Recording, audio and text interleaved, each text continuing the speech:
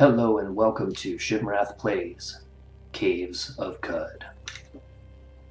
Caves of Qud is probably, Caves of Qud is my favorite roguelike game. Is that true? I think Caves of Qud is my favorite roguelike game. Caves of Qud is set in a setting similar to the Gamma World role-playing game, if that's something you're familiar with, if you played that when you were younger like I did. Yeah, sort of a mutant future with crazy stuff going on. Anyway, let's play this game. We are going to start a brand new game to show off Caves of Qud, and we're going to roll a random character. Now, we are going to make a random character, and we're just going to play that character. But there is one contingency, one exception. If our random character ends up being a true kin is a normal human with no mutations, rather than a weird humanoid mutant, we're gonna remake the character. I'm not gonna play a normal human. That's boring. We don't want to play that. I want to play mutant humanoid with, two heads and four arms and tentacles and whatever. So here we go. Roll a random character. Okay, we have mutations. We are a mutated human. We are a graybeard. Subtype is kind of like your class in this game. A graybeard, I think, is basically an old man with a staff wandering around in the world. They're the attributes: strength, agility, toughness, intelligence, willpower, and ego. They all affect different things in the game. It's fairly intuitive if you played any kind of role-playing game, like what affects what. It all kind of follows that sort of thing. Sort of kind of a traditional setup, although probably won't go into the real, details and of how everything works unless it comes up in the game. So these are our mutations: Quills, Spinnerets, a paralyzing venom stinger, Kindle, Siphon Vim, and quantum jitters. You'll see quantum jitters has a D, which means it's a defect. So these other are potentially positive mutations that will help. Quantum jitters is something that's going to cause us difficulty, right? And over here we have our hit points, and bada bing. I think we're basically ready to start. So push space and choose. Normally would choose a starting location. If you're new to the game, you would start in Joppa, and from there you can get some quests that are near Joppa and kind of play the game as intended. We're not going to do that. We're just gonna press the down arrow as like sort of a random spin, and we're gonna stop randomly to see that we are starting a random village in the hills. Okay, so that's that. I'm gonna press space to embark, and then we have to enter the name, or press enter to have one chosen for you. Since I, Shimrath, am terrible at coming up with names, I'm almost consistently lean, and if I'm running a role-playing game and need names, I almost always use online name generators because I'm just not that good at coming up with names.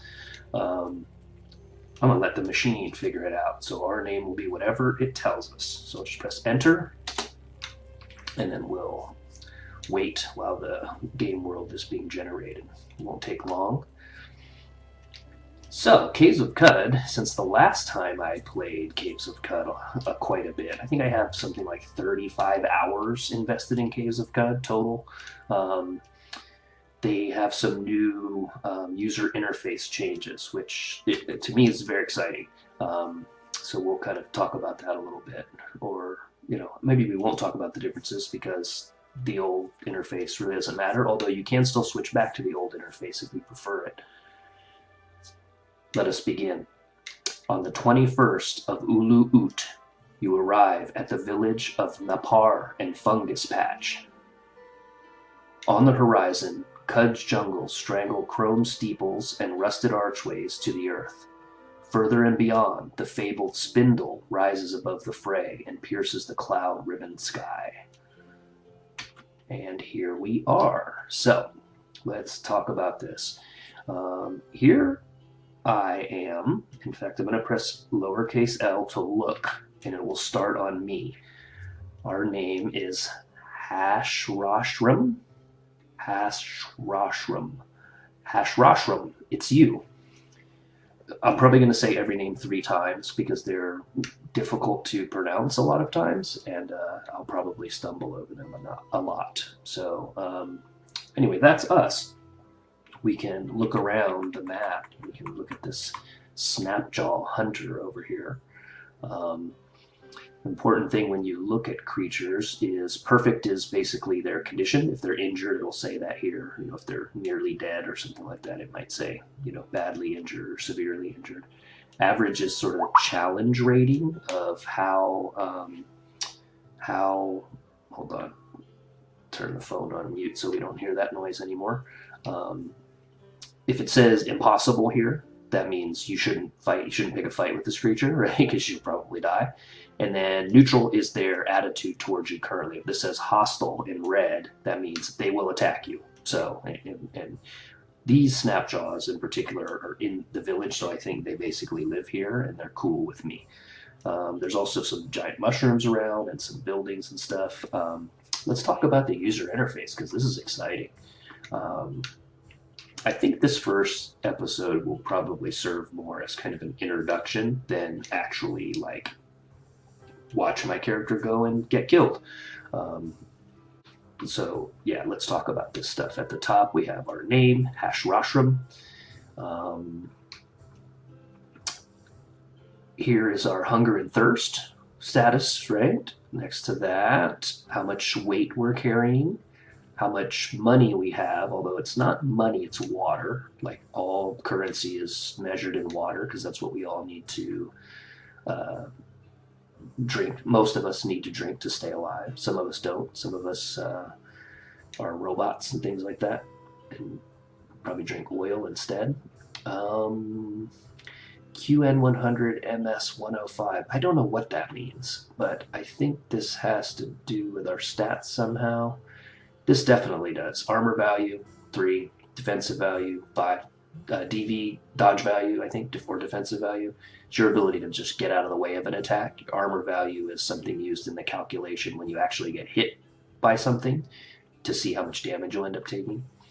And then MA, I think that is your mental acuity or something like that. Has to do with the numbers that fuel your sort of psychic powers and your mental mutations, right? Here's the date, Harvest Dawn, 21st of Ulu Ut, and this little thing will show us what time it is. It looks like the moon is going down and the sun is just coming up, so it's the very first day. And this is our location, Mapar and Fungus Patch, which is the village we're in. Now, the little sunglass icon takes away the user interface, hides the user interface so that you can see the screen without it. This, I don't know what it's a picture of. I think it is like a picture of a window with you chilling on the couch inside. And this means I want to stand where I'm at and rest until all my hit points come back. So if you get hurt and you want to find a little safe spot and rest, this is the button to use. The face is what brings up your character sheet. Escape will return you back. This is an auto explore button, and we'll talk about that later. This is a button, if you click it, it'll say, do you want to walk to the nearest stairway down? Right now we don't want to do that, but in some cases you might want to do that. Like if you're deep in the depths of the caves, you might want to hit upstairs or downstairs in order to basically go up or down to the next level. And right now, if we hit the upstairs, any map you're looking at, if you're on the ground level and you hit upstairs, that means you want to go to the overland map. So we'll do that right now. Here is the world of Caves of Qud, right? The description mentioned the spindle. I believe this is the spindle here. It's this giant structure shooting light into the sky. Over here, all this purple and black and gray are, basically an ancient city in ruins, right? Surrounded by jungle, all kinds of waterways, big mountains up here at the top, and here a bunch of flower fields and sort of badland type mountainous region. Over here, swampy area, and the silt, right? A desert over here. And so you can see there's a lot of little structures. These are all like, set locations in the game where certain things will happen, and important locations that might come up.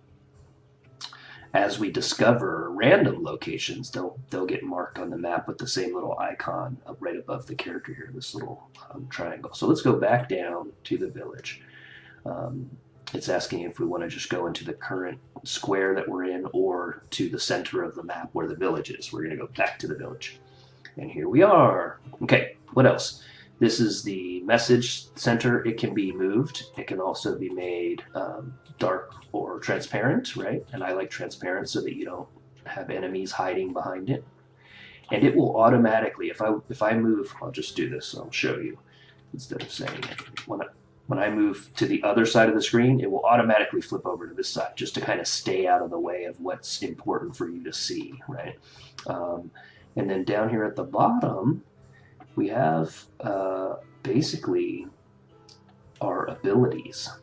And sprint is a very important one. Every character has sprint, the ability to just run.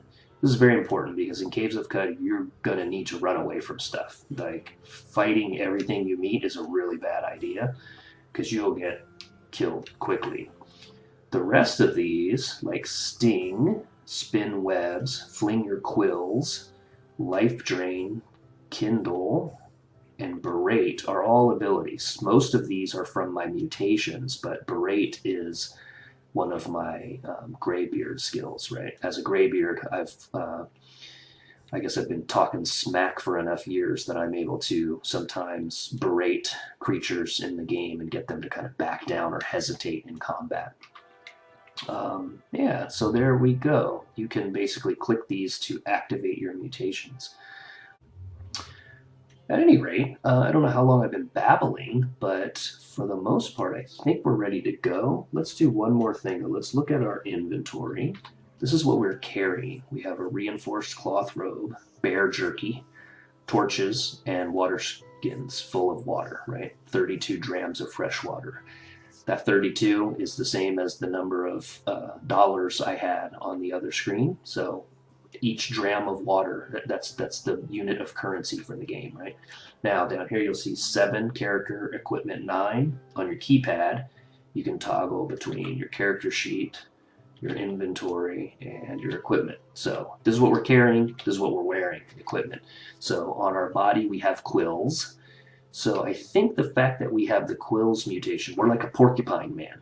And it also means that we, I think, can't wear armor because you can't wear, your quills are too big for you to put actual armor on. So it's beneficial because I think in combat, your quills can actually attack people and you can shoot them at people as well and then wait for them to regrow. But the downside is you can't wear armor. On our right arm, we have a bloodstained neck ring.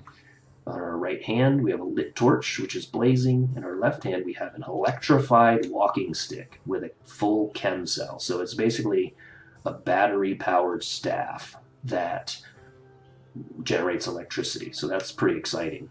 We have no missile weapons. And on our feet, we have spring-loaded sandals. The fact that they're spring-loaded, I think, makes you move faster than you normally would. And then our tail is a stinger. So there we go.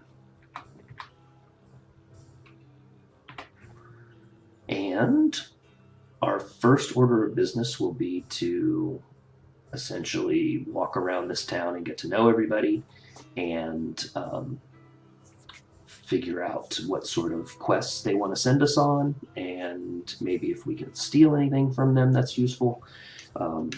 That'd be the first order of business. But let's do one last thing before we call this an episode. We're going to click the auto explore button because this is kind of exciting. What this does is send your character moving around just this map until you've seen everything that you can see. So I'm going to hit it and we can watch this. Okay, as soon as you come upon something interesting, it will tell you about it. So this is a bizarre contraption, a puzzling artifact.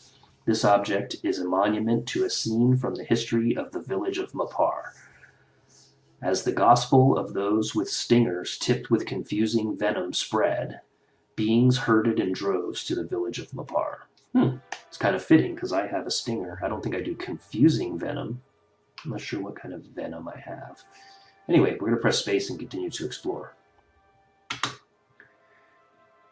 after we note this piece of information in our journal. Another bizarre contraption. This object is a monument to a scene from the history of the village of Mapar as well. Since the time of the sacred heiress, those with stingers tipped with confusing venom have flocked together inside the venerable walls of Mapar. Okay, so apparently this place is very important to people with stingers that shoot confusing venom into people. All right, we'll note that and continue our exploration. And as you can see, I'm just going, wow, there's a lot of people and critters and stuff here. There's usually not anyone who's hostile inside the village unless you go and attack somebody or steal something where they can see you do it. Otherwise, all these people are folks that you can interact with, although a lot of them probably won't have much to say. Some key individuals will definitely have things to say. All right, here is a shrine to Ushid, Omen in Citrine. The shrine depicts a significant event from the life of the ancient Sultan Ushid. Deep in the wilds of Bilimas, Ushid discovered Ikava. There he befriended highly entropic beings and played games of chance throughout the night. We're going to note that in our histories, the Sultan histories of Ushid, and continue exploring. All right. So now we're aware of where all the little buildings are, where all the individuals are, and pretty soon here we will have explored everything, and the game will tell us there's nothing else to look for. There we go. Doesn't seem to be anywhere else to explore. So I thought I was done talking about everything we need to think about for this character before we kind of set off on our adventures, but I think there's a little bit more. So we're going to open the character sheet. And using the arrow keys, we're gonna go over here to the mutations, right? And we're gonna kind of look at these because it's important to know what we can do with these mutations and how they're useful to us, right? So, spacebar, I think, or enter when you get to an entry will open up, a window that kind of gives you a little more information. So, quills, hundreds of needle-pointed quills cover your body. At this current rank, we have 300 quills growing out of our back, and we may expel 10% of them in a burst around ourselves. And then these little numbers are basically how you designate, these are the stats for a particular weapon. This arrow is kind of like the penetration value of a weapon, like how effective it is at penetrating armor. And then the heart is the damage listing, so they do a D3 damage, right?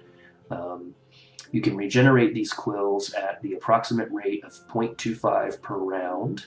You have a +2 armor value as long as you retain half of your quills, so as long as you don't shoot them all out, otherwise you have half as much armor, +1.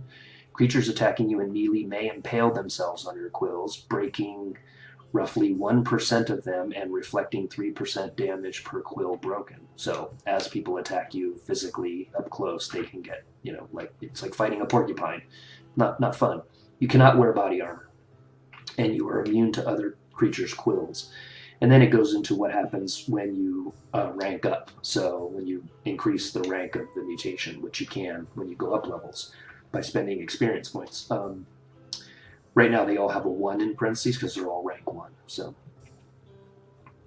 yeah, let's go to Spinnerets. Spinnerets. You can spin sticky silk webs. At this rank, while spinning, you leave webs in your wake as you move. You do it for 6 rounds, +6 to save versus forced movement. Because I can make webs, it's harder to move me around. Once I start spinning webs, it takes 80 rounds for the power to cool down so I can use it again. And I do not get stuck in other creatures' webs. I also have a +300 reputation with arachnids. And then it goes into what happens when you level it up. We have Paralyzing Venom Stinger. We bear a tail with a stinger that delivers paralyzing venom to our enemies. At this rank, there's a 20% chance on a melee attack that we sting our opponent. Armor penetration 7, it does a d6 damage. The stinger is a long blade and can only penetrate once. Always sting on charge or lunge. So those are specific skills that you can get in the game, I believe. Stinger applies venom on damage, only 20% chance if stinger is your primary weapon. may use Sting activated ability to strike with your stinger and automatically hit and penetrate. So we can like purposely, instead of just waiting for it to randomly happen, we can actually just go and sting somebody with it and paralyze them. It takes 25 turns or rounds for it to cool down to be able to use it again, and the venom paralyzes our opponents for 2 to 4 rounds. We also have an additional plus 200 reputation with arachnids. That, I think, puts us at plus 500 reputation with arachnids because we spin webs and we have a stinger. So, yeah, and as you can see, like at the next rank, the penetration value will get higher and some other things probably change later on. So, Kindle. You ignite a small fire with your mind. Within range 12, takes 50 to cool down. So it's a small fire. I don't know that it can be really used so much to burn people up, but maybe it does a little damage to people. Siphon Vim. You bond with a nearby creature and leech its life force. Yeah, so this is basically like, you know, the psychic vampire type of thing. At this rank, you do a mental attack versus an organic creature. It lasts for 20 rounds. It takes 200 rounds to cool down, and you drain 1 hit point per round from that creature. Pretty cool. And now the defect. Let's see how bad this is going to be for us. The quantum jitters. Your willful acts sometimes dent space-time.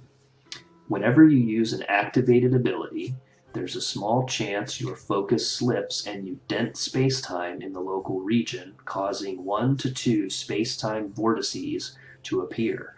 This chance increases the longer you go without using an activated ability. Oh, okay.